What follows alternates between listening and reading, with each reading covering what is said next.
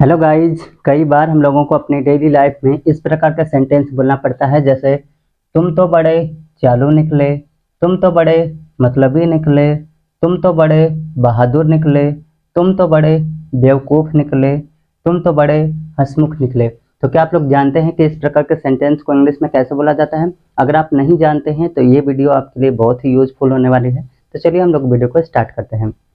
तो video start करने से पहले हम लोग स्ट्रक्चर देख लेते हैं कि इस प्रकार के सेंटेंस के लिए हमें कौन से स्ट्रक्चर की आवश्यकता है। सबसे पहले आपको सब्जेक्ट लिखना है, सब्जेक्ट के बाद आपको फ्रेज लिखना है टर्न्ड आउट टू बी, फिर उसके बाद आपको उसकी मीनिंग लिख देनी है जो भी सेंटेंस में आपसे कहा गया हो।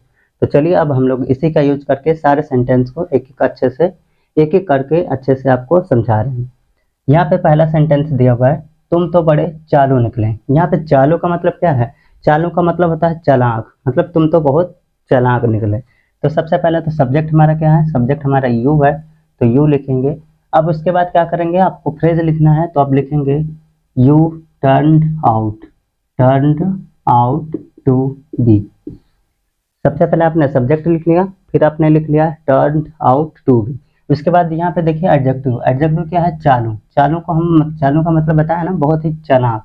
तो चालाक का मतलब क्लेवर, तो यहाँ पे देखिए क्लेवर लिख लिया। अब इसका पूरा सेंटेंस बन जाएगा।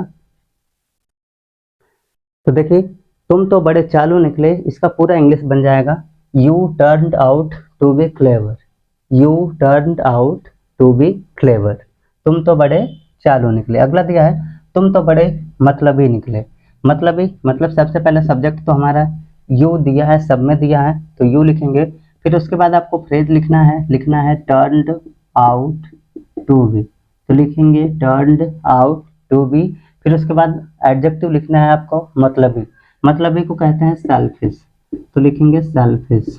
तो तुम तो बड़े मतलबी निकले, इसका इंग्लिश हो जाएगा you turned out to be selfish.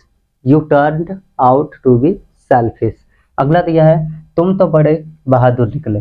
सबसे पहले सब्जेक्ट लिखेंगे, सब्जेक्ट हमारा यू है। फिर आपको फ्रेज यूज करना है turned out to be, turned out to be. फिर उसके बाद देखिए यहाँ पे बहादुर लिखा हुआ है, तो बहादुर का मीनिंग लिख दिया। बहादुर का हो गया ब्रेव। तो तुम तो बड़े बहादुर निकले, इसका इंग्लिश हो जाएगा you turned out to be brave. You turned out to be brave. अगला दिया है तुम तो बड़े बेवकूफ़ निकले, तो इसकी इंग्लिश क्या होगी? सबसे पहले आपको लिखना है सब्जेक्ट, सब्जेक्ट के बाद आपको लिखना है टर्न्ड आउट टू बी, तो लिखेंगे टर्न्ड आउट टू बी। फिर उसके बाद यहाँ पे देखिए बेवकूफ़ लिखा। बेवकूफ़ मतलब होता है फूल, तो यह फूलिश भी लिख सकते हैं, तो जो भी आप मन करें। तो यहाँ पे फूलिश हम लिख दे रहे हैं। तो आपके हिसाब से बेवकूफ़ के जो भी मीनिंग आपको समझ में आ रही है उसको लिख सकते हैं। हम यहाँ पे फूलिश लिख सकते हैं, आप चाहो तो फूल का भी यूज कर सकते हैं। फूल का मतलब भी बेवकूफ़ होता है, मूर्ख होता है, और फूलिश का मतलब भी बेवकूफ़ और मूर्ख होता है। तो तुम तो बड़े बेवकूफ़ निकले, या फिर कह सकते हैं तुम तो बड़े मूर्ख निकले। इसका इंग्लिश हो जाएगा you turned out to be foolish. You turned out to be foolish. अगला क्या है तुम तो बड़े हंसमुख निकले, तो इसकी इंग्लिश क्या होगी? करेक्ट इंग्लिश क्या होगी आप लोगों को कमेंट करके बताना है।